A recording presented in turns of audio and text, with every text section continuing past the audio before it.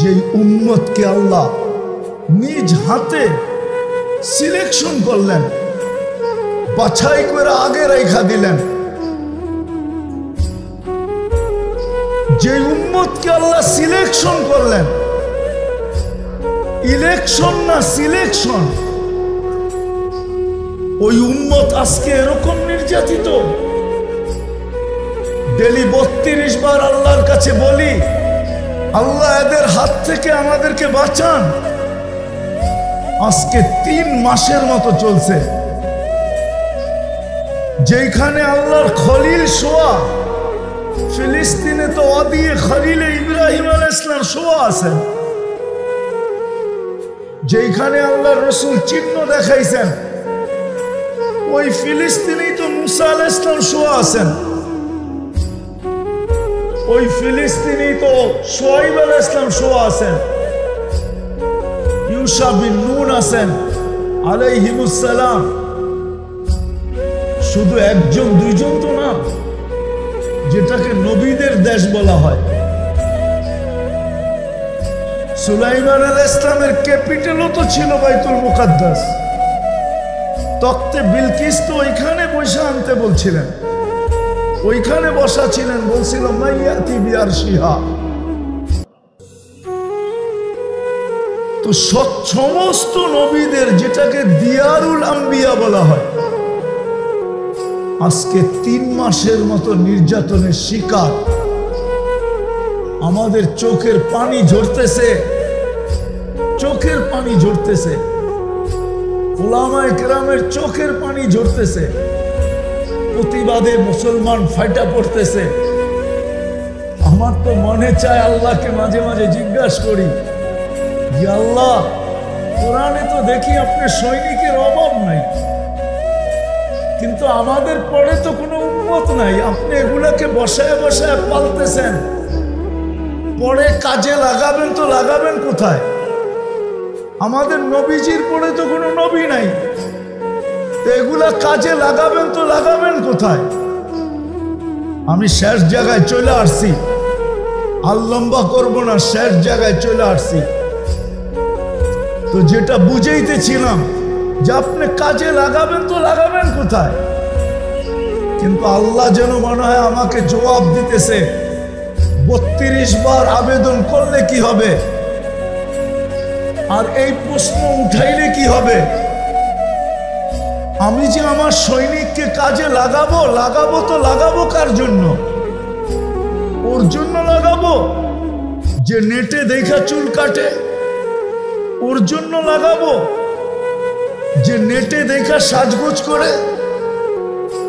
ওর জন্য লাগাবো যাদের একটা বিষয় এরকম পাওয়া যায় না?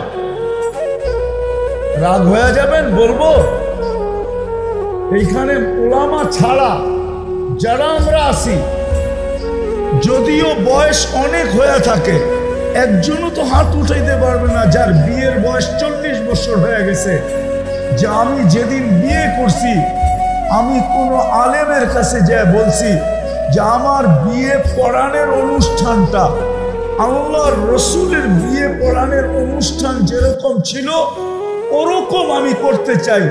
যদি আলেম জিজ্ঞাসা করে কেন, বলছে কিয়ামতের দিন দুনিয়াতে দেখি আর না দেখি, কিয়ামতের দিন যখন দেখা হবে তখন যেন আমি আল্লাহর রসুলের কাছে হাত পাতার সুযোগ পাই, যে আমার বিয়ে পড়ানোর অনুষ্ঠানটা আপনার আদর্শ মতো ছিল। শুনছি আপনি দয়ার নবী, কিনারাবিহীন দয়া আপনার, দয়ার সাগর, কিনারাবিহীন সাগর। আপনি উম্মতের জন্য চিৎকার দিতেছেন উম্মতি উম্মতি বইলা, যেখানে সমস্ত নবীরা নাফসি নাফসি বলতেছে, আপনি নিজের পরিবারকেও চাইতেছেন না, শুধু উম্মতি বলতেছেন আর দৌড়াইতেছেন আমাকে কি দিবেন দেন না। এই কথা বলে বিয়ের অনুষ্ঠান, পড়ানোর অনুষ্ঠান হচ্ছে, একজনও তো আমাকে হাত উঠে বলতে পারবে না, একজনও তো না। বলবেন বিয়ে তো আমি হুজুর দিয়েই পড়াইছি, পড়াইতে পারেন আপনি, নাইলে তো বুখারীর প্রথমে হাদিস আসতো না, ইন্নামাল আমালু বিন্নিয়াত। আপনি যদি শব্দগুলা উচ্চারণ করতেন তাহলে তো সওয়াবের অধিকারী হইতেন, কালকে হাত পাততে পারতেন। এক যুবক আমাকে বলো যে ও একদিন চুল কাটছে এই নিয়তে আল্লাহর রসুলের আদর্শ মতো, যে আমি একবার চুল কাটছি আল্লাহর রসুলের আদর্শ মতো। এই কথা ভাবতে ভাবতে যে কিয়ামতের দিন যখন দেখা হবে তখন বলবো আমার কাছে কিছু নাই, আপনার উন্মত্ত বটে কিন্তু আমার কাছে কিছু নাই, কিন্তু আমি জীবনে একদিন আপনার আদর্শে চুল কাটছিলাম, আপনি আমাকে কি দিবেন দেন না। এক যুবক হাত উঠা। আল্লাহ যেন আমাকে বলতেছে আমি কার জন্য সৈন্য পাঠাবো, আমার সৈনিক কার জন্য পাঠাবো, আমি আবাবিলকে হুকুম কার জন্য দিব, আমি তো দিতে দেরি। হাতিকে যদি পাউডার বানাইতে পারে তাহলে ট্যাঙ্কেও আবাবিল পাউডার বানাইতে পারে না, পারে না? হ্যাঁ, আবাবিল কার বানানো? ট্যাঙ্কার বানানো, মানুষের বানানো। আল্লাহটা পাওয়ারফুল না মানুষেরটা পাওয়ারফুল? এখনকার আবাবিলের কি পাঞ্জা নাই? পাঞ্জা বোঝেন তো? পাঞ্জা আবাবিল চিনেন না? চিনেন না? চড়াই পাখির থেকেও তো ছোট। হজে গেছেন? হজে গেছেন? রাত্রে দেখবেন মক্কার উপরে ছোট ছোট পাখি ঘুরতে থাকে বাইতুল্লাহ চতুর্দিক দিয়া, এটাই আবাবিল। আবাবিল তো আছে, মশা তো আছে। নমরুদকে তো আল্লাহ মশা দিয়ে ধ্বংস করলেন, কিন্তু মশা তো আমাদেরকে অতিষ্ঠ করে। ইসরায়েলে তো যায় না। চিৎকারের ফেরেশতা তো আছে, বাতাসের ফেরেশতা তো আছে। আপনারা তো চিৎকারের কাহিনী দেখেন নাই, জানো নাই, দেখেন নাই, কোত্থেকে দেখবেন? যান আমার থেকে অ্যাড্রেস নিয়ে যান। আমি তো দেখে আসছি যাদেরকে চিৎকার দিয়ে আল্লাহ ধ্বংস করছেন ওদের ঘরগুলো এখনো রাখা আছে। আমারও মাথায় ধরে না যে পাহাড় খচিত করে এরকম ঘর বানাইলো, তো বানাইলো কি করে? এরকম বেডরুম সাজাইলো তো সাজাইলো কি করে? পাহাড় খচিত করে। ইয়ানহিতুনা মিনাল জিবালি বুয়ুতা। বাতাসের ফেরেশতা তো এখনো আছে, মরে যায় নাই। কমে আতকে আল্লাহ ধ্বংস করছে, মাথার খুলি তো এখনো রাখা আছে। আমি 10-15 থেকে 16 বছর আগে দেখা আসছি। 6 ফিটের মানুষ একটা এদিকে দাঁড়াবে, একটা এদিকে দাঁড়াবে, একজন আরেকজনকে পরিপূর্ণ দেখবে না, এখনো রাখা আছে। আমি তো চোখে দিকে বলতেছি আপনাদের। কিন্তু আল্লাহ বাতাসের ফেরেশতা তো হুকুম দেয় না। ডেড সি তো জিবরিল আলাইহিস সালামই বানাইছেন, ওনার পরের খোঁচা দিয়া। ডেড সি অর্ধেক হলো ইসরায়েলের ভিতরে, অর্ধেক জর্ডানের ভিতরে। 5 কিলোমিটার চওড়া, 100 কিলোমিটার লম্বা। 2.5 কিলোমিটার চওড়া, 100 কিলোমিটার লম্বা হলো ইসরায়েলের আন্ডারে। 2.5 কিলোমিটার চওড়া, 100 কিলোমিটার লম্বা হলো জর্ডানের আন্ডারে। এটা তো জিবরিল আলাইহিস সালামই খোঁচা দিয়ে বানাইছেন। ওনার তো এখন ওহী আনতেও হয় না, ওহীর বাহক তো আর উনি এখন না, এখন তো উনি রিটায়ার্ড। তো উনি এত বড় ডানা নিয়ে উড়েন কেন? যায় আরেকটা খোঁচা দিলেই তো পারেন, ঠিক না? কি আমার কথা যুক্তি বুঝে আসে না? কিন্তু আল্লাহ বলে আমি করব তো করব কার জন্য? চাও বটে, চাও বটে, কিন্তু তোমার 24 ঘন্টা তো গায়ের আদর্শে তুমি আদর্শবান হইয়া আমার কাছে আবেদন করো তো বটে, কিন্তু তো তুমি আমার মাহবুবের আদর্শকে তো আদর্শ মানাও না। দয়াপুরের ওলামা মানবে কি মানবে না আমি জানি না। আল্লাহ তো নিজের আদর্শের কথা বলছিলেন বটে, আতিউল্লাহ বলছিলেন বটে, কিন্তু যখন প্রশ্ন উঠে গেছে তখন মনে হয় এটাকে আল্লাহ সরায় নিয়ে গেছেন। প্রথম বলছিলেন আতিউল্লাহ, আমার মত মতো চলো, কিন্তু প্রশ্ন উঠে গেছে আপনাকে তো চোখে দেখা যায় না। লা তারাকাল উয়ুন ওয়ালা তুখালিতুকা দুনুন, আপনাকে তো ধ্যান ধারণে আনা যায় না। ওয়ালা ইয়াসিফুকাল ওয়াসিফুন, আপনাকে তো বর্ণনা দিয়ে শেষ করা যায় না। আপনার মন মতো চলবো তো চলবো কি কইরা, আপনার কথা মতো চলবো তো চলবো কি কইরা। তখনই আল্লাহ বলছে আতিউর রাসূল, মান আতা আর রাসূল ফাকাদ আতা আল্লাহ। তাইলে আমার বন্ধুর আদর্শ মতো চলবো, আমার বন্ধুর আদর্শ মতো চলো। আল্লাহ যেন আমাকে বলে আমি কার জন্য পাঠাবো বলো আমাকে। তো মেরে দোস্ত, আমার কথা শুরু এটাই ছিল যে উম্মতে মুহাম্মদী হিসাবে অস্তিত্ব তো নিলাম বটে, আল্লাহর কুদরতি হাত দ্বারা সিলেকশন হলাম তো হলাম, সিলেক্টেড হলাম তো হলাম, নির্বাচিত হলাম তো হলাম। কোরআন তো আমাদের প্রশংসায় ভরা, এমন কোন নবী আসে নাই যে উম্মতের প্রশংসা করেন নাই, এমন কোন কিতাব আসে নাই যে এই কিতাবের ভিতরে আমাদের কথা লেখা না ছিল, এমন কোন উম্মত দুনিয়াতে আসে নাই যারা আমাদেরকে না চিনত। সমস্ত উম্মত এই উম্মত আমার উম্মতে মুহাম্মদীকে চিনত, নাহলে বদায় নেহায় কেন আসবে? ফাতারাদাত তাওরাত, মুসা আলাইহিস সালাম তো কিতাবই সরায় দিয়ে বসে উম্মত বানায় দেন না। কিতাব উঠাইলেই দেখি উম্মতে মুহাম্মদী, উঠাইলেই দেখি উম্মতে মুহাম্মদী, উঠাইলেই দেখি উম্মতে মুহাম্মদী। ওই মর্যাদাশালী উম্মত তো বানাইছিলেন, নাইলে দানিয়েল আলাইহিস সালাম 2500 বছর অপেক্ষা করবে কেন? উঠান বদায় নেহায় লেখা আছে, তাহকিক আপনারা করে নেন। আঙ্গুল উঠাইলে ইবনে কাসিরের উপরে উঠাইতে হবে, আমার উপরে কেন উঠাবেন? দানিয়েল আলাইহিস সালাম তো 2500 বছর অপেক্ষা করলো শুধু উম্মতে মুহাম্মদীর হাতের ছোঁয়ায় দাফন আর কাফন পাওয়ার জন্য।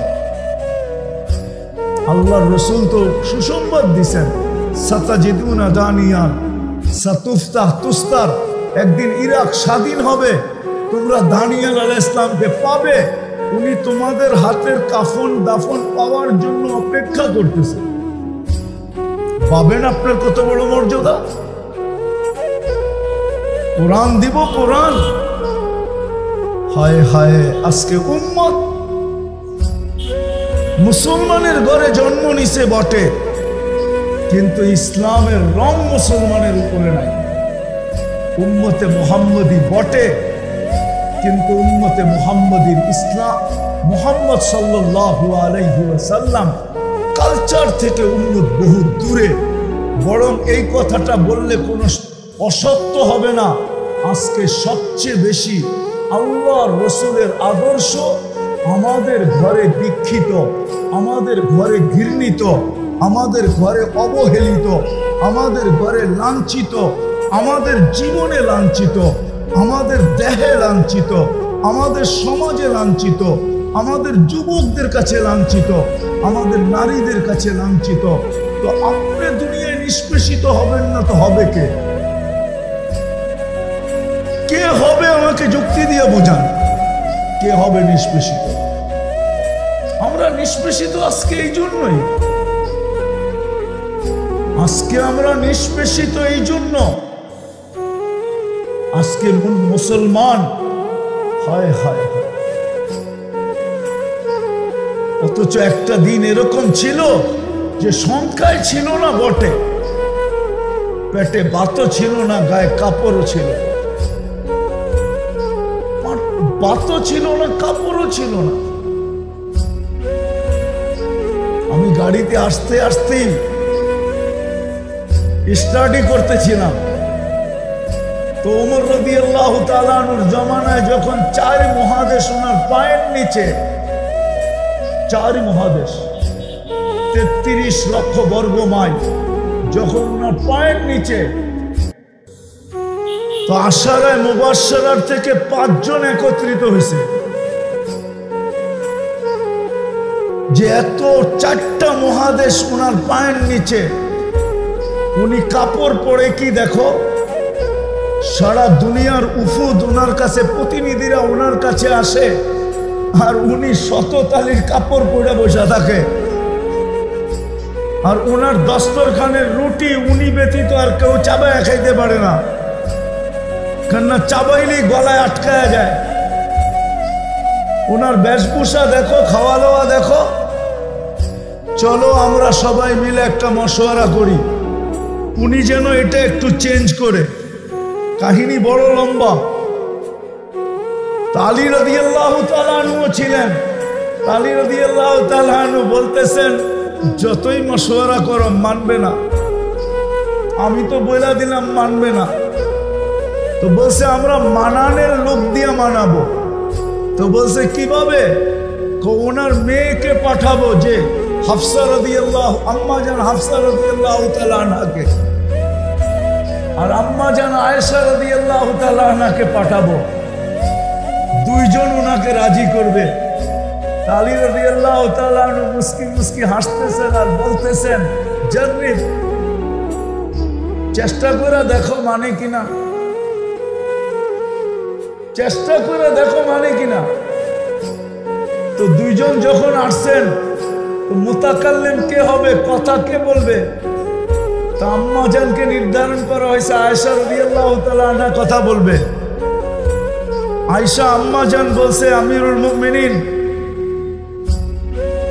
রাসূলুল্লাহ সাল্লাল্লাহু আলাইহি ওয়াসাল্লামের জামানায় তো ফুতুহাত হয়ই নাই, বিপ্লব ঘটে নাই, সারা দুনিয়ায় ইসলাম ছড়ায় নাই, নেয়ামতও আসে নাই।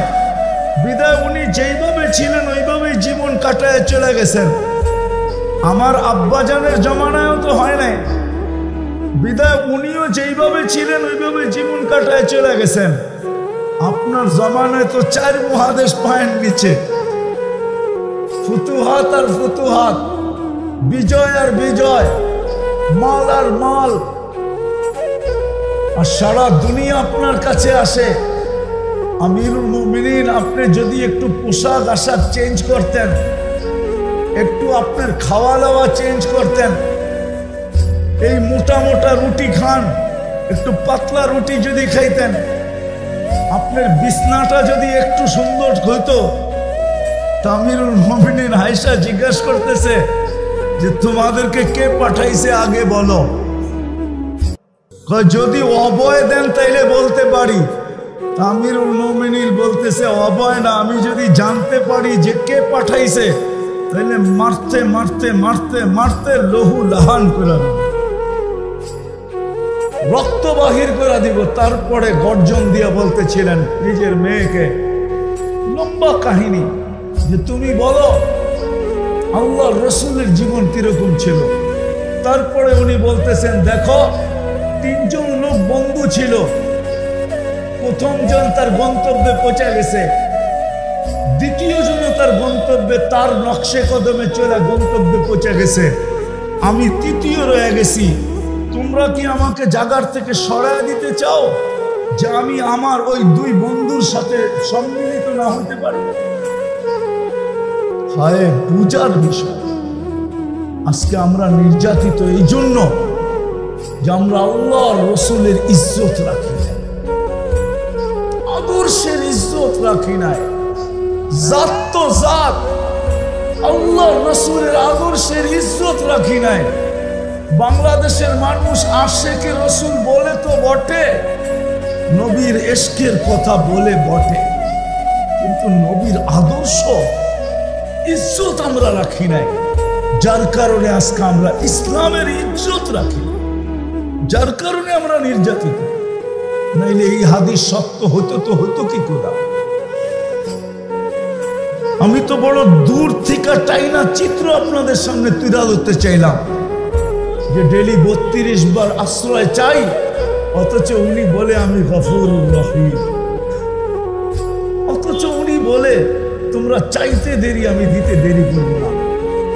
ডেলি 32 বার তো চাই, আবেদন তো করি, কখনো একা করি, কখনো ইমামের মাধ্যমে করি, কখনো এখানে বৈশা করি, কখনো বাইতুল্লাহ স্বয়ং ওনার ঘরে যায়া করি, কখনো মদিনা মুনাব্বরায় যায়া করি। সব জায়গায় তো মুসলমান আবেদন করতেছে বাঁচান, কিন্তু আর তারপরও নির্যাতিত কেন? আল্লাহ আমাকে এটাই বোঝায় যে আমি বাঁচাবো তো বাঁচাবো কি করে? তোমরা আমার ইজ্জত রাখলা তো রাখলা কতটুকু? তোমরা তো ইসলামের ইজ্জত রাখো না। সত্য এটাই। এই জন্য আমাদের কাছে তো ইসলামের মহত্ব নাই, গুরুত্ব নাই। আজকে মুসলমানের কাছে ইসলাম দীক্ষিত। যদি দীক্ষিত না হইতো তাহলে মুসলমান সমাজ বিজাতির রঙে রঙে কি করে? তারপরও আপনি সাহায্য চান, আল্লাহ বলে আমি সাহায্য করব তো করব কি করে?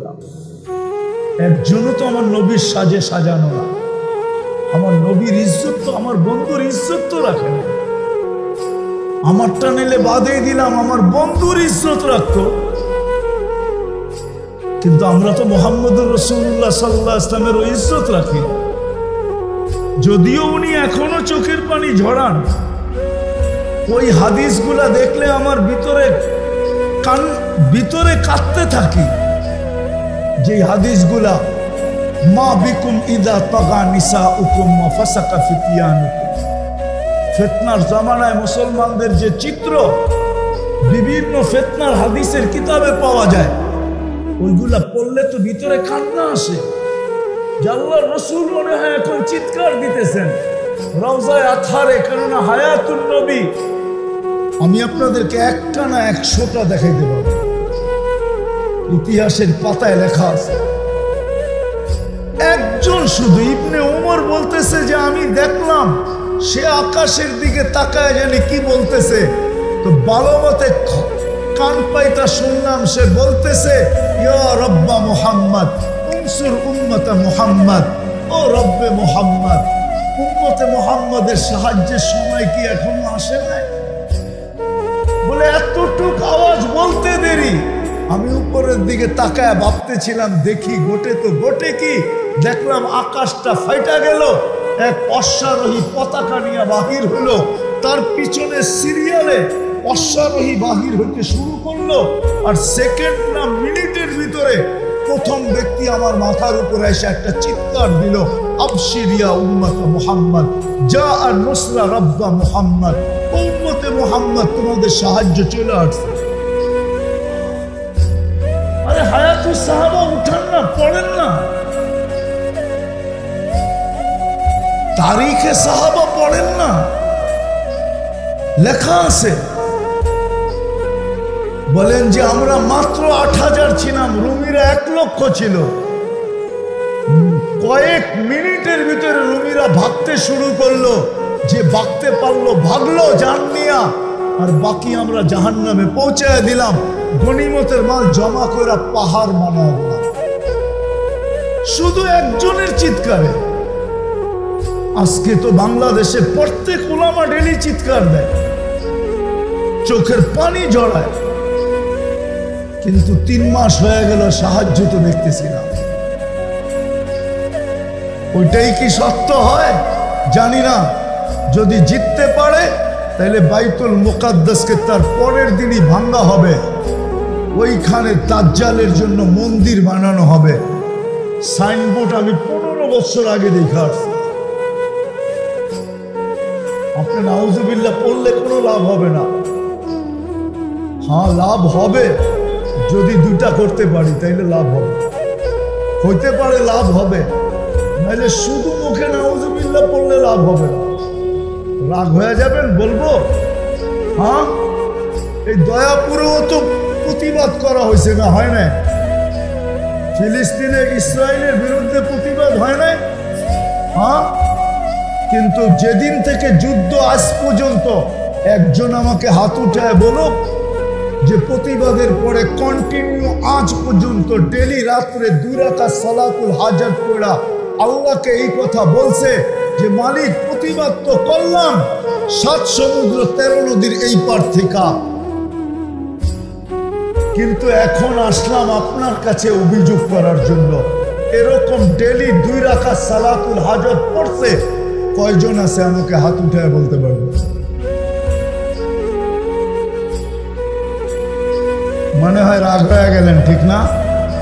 না না, রাগ হয়ে গেলেন না। আমার ওয়াজই তো ঠান্ডা, আমি তো গরম করতে শিখি নাই।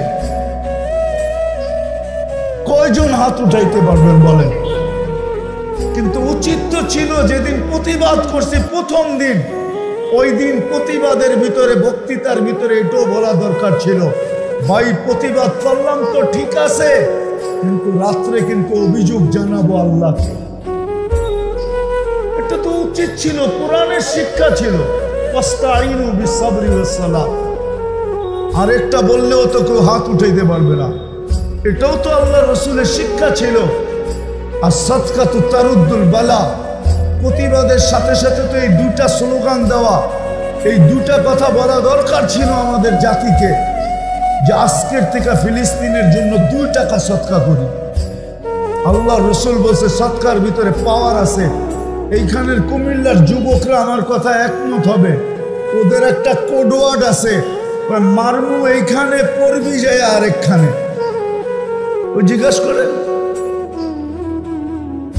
আমি পুরাটা বললাম না, ওদেরটারে একটু ঘুরে গাড়ায় বললাম আর কি। মারমু এইখানে পড়বি যায়া কি, হ্যাঁ? আরে না, আমি ওদেরটা বললাম ঘুরে গাড়ায়। আমরা যদি এইখানে সৎকা দিতাম, হইতে পারতো সৎকা দিতাম এইখানে, এটার প্রভাব যায় পড়তো ইসরায়েল। আমরা তো দেই নাই। রাগ হয়ে গেলেন? এই জন্য মেরে দোস্ত শেষ জায়গায় চলে আসছি। আসেন, আজকে মুসলমান নির্যাতিত, इस घर को आग लगी है इस घर की चिराग से, मुझे अपनों ने लूटा गैरों में कहां दम था, मेरी किश्ती वहां डूबी जहां पानी कम था। अपने बोलबेन হুজুররা তো আছে, এত বড় এত হুজুর দয়াপুরে, এরাই তো যথেষ্ট। না না, এটা উম্মত, হুজুর না। যদি এটাই সত্য হতো, হুজুর যদি সত্য হতো, তাহলে আম্মা জানের জিজ্ঞাসা করার কোনো প্রয়োজন ছিল না। আনুহলিকু ওয়া ফিনা সালিহুন। আল্লাহর রাসূল, আমরা ধ্বংস হইতে পারি যখন নেককার লোক আমাদের ভিতরে থাকবে। আল্লাহ রাসূল বলছে, ইদা কাসুরাল খাবাস, খারাপ লোকের সংখ্যা যখন বেড়ে যাবে, তখন নেককার লোকদেরকে হাতের ভিতরে হাত কড়ি করতে হবে, পায়ে বেড়ি পড়তে হবে, গলায় ছিকল পড়তে হবে, জেল জরিমানা কাটাইতে হবে নেককার লোকদেরকে। এটা উম্মত উম্মত উম্মত উম্মত যদি না হতো তাহলে আমি বলতাম না। আজকে আমরা নির্যাতিত শুধু মুহাম্মদুর রাসূলুল্লাহ সাল্লাল্লাহু আলাইহি ওয়াসাল্লামের আদর্শবান না হওয়ার কারণে। আমি তো বলি, যদি শুধু একটা আদর্শবান হতো উম্মত, একটা আদর্শ, যদি উম্মত 5 ওয়াক্ত নামাজও পড়তো, আর কিছু করুক আর না করুক, 5 ওয়াক্ত নামাজও যদি 100% করতো, তাইলেও মনে হয় এক নামাজের দ্বারাই যথেষ্ট হয়ে যেত। উম্মতের উপরে কেউ আঙ্গুল উঠানোর ক্ষমতা হতো না। একদিকে আঙ্গুল উঠাইতে দেরি, আল্লাহ নাইমা আসতে দেরি করত। বদরে তো আল্লাহ এটাই বলছিলেন, ওমা রমাইতা ইদ রমাইতা ওয়ালাকিন্নাল্লাহ রামা। বন্ধু, আপনি খেলেন নাই, আমরা খেলছি। আল্লাহকে যদি প্রশ্ন করি, তাহলে এত দূরে মদিনার থেকে নিয়ে আসলেন কেন বদরে? বদর কিন্তু মদিনার থেকে অনেক দূরে, কেন নিয়ে আসলেন? তা আল্লাহ যেন আমাকে বোঝাইতে চায়, বেকুফ বন্ধু, এখানে না আসলে তো খেলাও হতো না। খেলা জমানের জন্য বন্ধুকে নিয়ে আসছি, যাতে খেলা জমুক। আর দর্শক না হইলে তো খেলতেও মজা লাগবে না। বন্ধুকে তো দর্শক হিসাবে নিয়ে আসছি, খেলছি তো আমি। আজকে আল্লাহই খেলতে। এই জন্য আসেন আমরা তওবা করি, আজকে এই বিশাল মজমার থেকে তওবা করি। আজকে প্রথম তো তওবা করি। করবেন তওবা? কে কে করবেন দেখি? তাহলে আল্লাহকে বলেন না, হাত উঠায়, আল্লাহ অতীত থেকে তওবা করলাম। নামান হাত। দ্বিতীয় আমাদের কাজ হলো উম্মতকে বুঝান। এটা শুধু টাকা পয়সা, অনেকে অনেক রকম বলে। মেরে দোস্ত, চিৎকার দেওয়া সহজ, বাস্তব অন্য জিনিস। আমি চিৎকারের বিরোধিতা করতেছি না, চিৎকার অন্য জিনিস, বাস্তব অন্য জিনিস, বাস্তব অন্য জিনিস। আমি বিরুদ্ধে বলতেছি না, আমি পক্ষে, ফিলিস্তিনের পক্ষে। কিন্তু আপনি আমার মতো ফিলিস্তিনের গলিতে কাঁদেন নাই, আমার মতো কাঁদেন নাই, আপনি আমার মতো কাঁদেন নাই। শুধু শুধু আল্লাহর রসুল বলেন নাই কিয়ামতের সবচেয়ে বড় আলামত ওয়াইলুল লিআরাব মিন শাররি কাদ ইকতারাব। উঠান কিতাব। আমরা তো দুনিয়া ঘুরে দেখি, বিধায় আমার ভিতরে ফিলিংস ভিন্ন, আপনার ভিতরে ভিন্ন। আমি আপনার বিরুদ্ধে না, আমার স্টাইল ভিন্ন, আপনার স্টাইল ভিন্ন।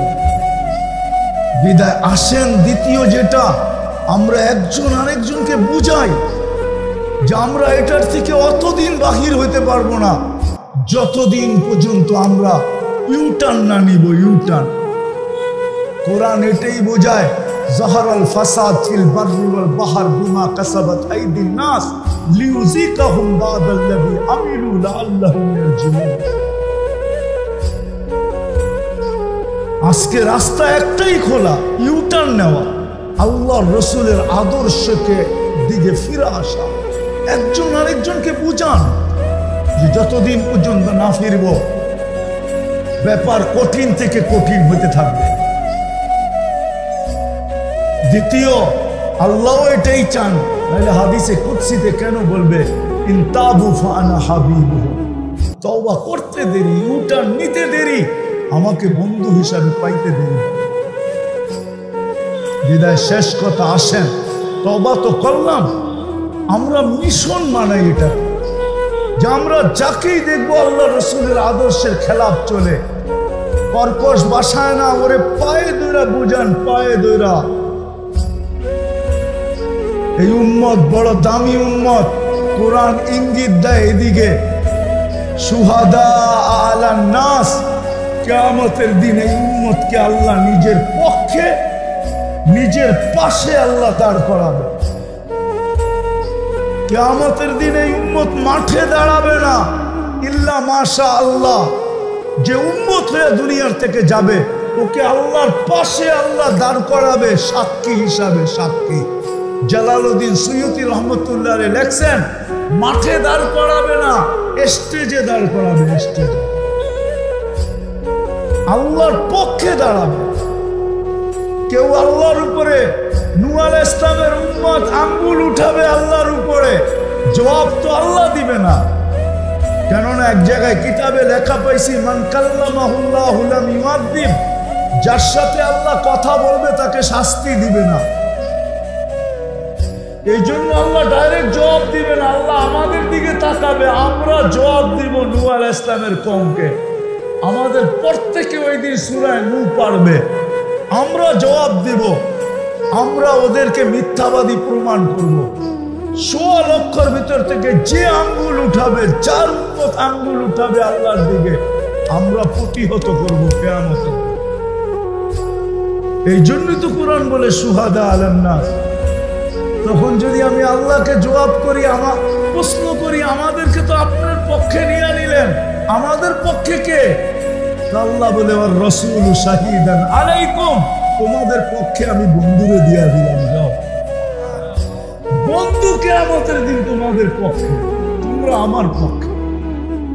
আসেন তওবা যখন করছি, আসেন আজকে অঙ্গীকার করি যে আমরা আল্লাহ রসুলের আদর্শের উপরে চলবো, আর মানুষকে পায়ে ধরে আল্লাহ রসুলের আদর্শ শেখাবো। করবেন ইনশাআল্লাহ? হ্যাঁ। সর্বশেষ আজকের থেকে নামাজ ছাড়বো না, আল্লাহ রসুলের সবচেয়ে বড় আদর্শ নামাজ। আর দুটা তো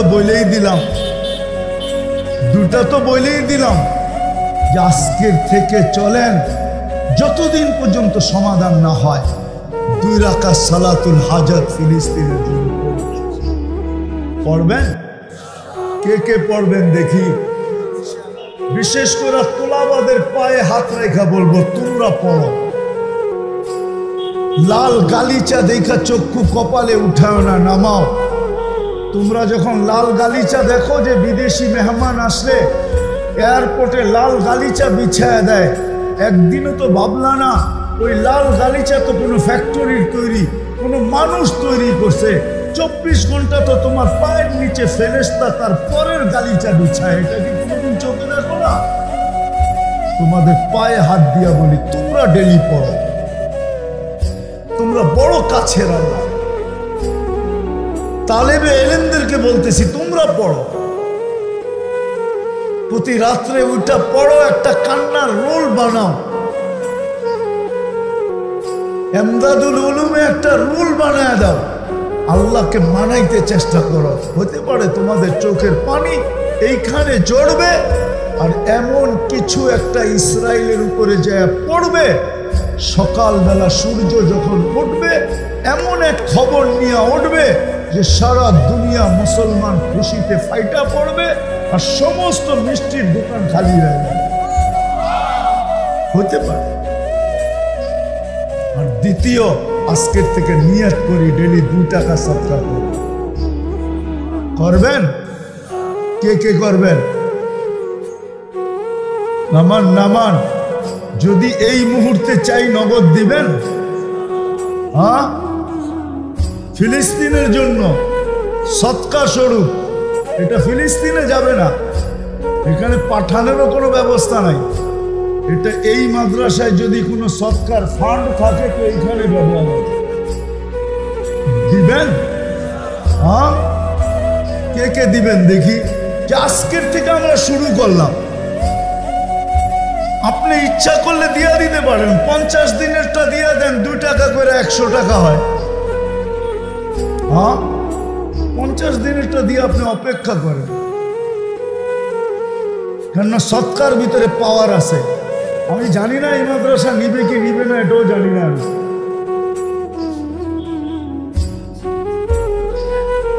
নিবে,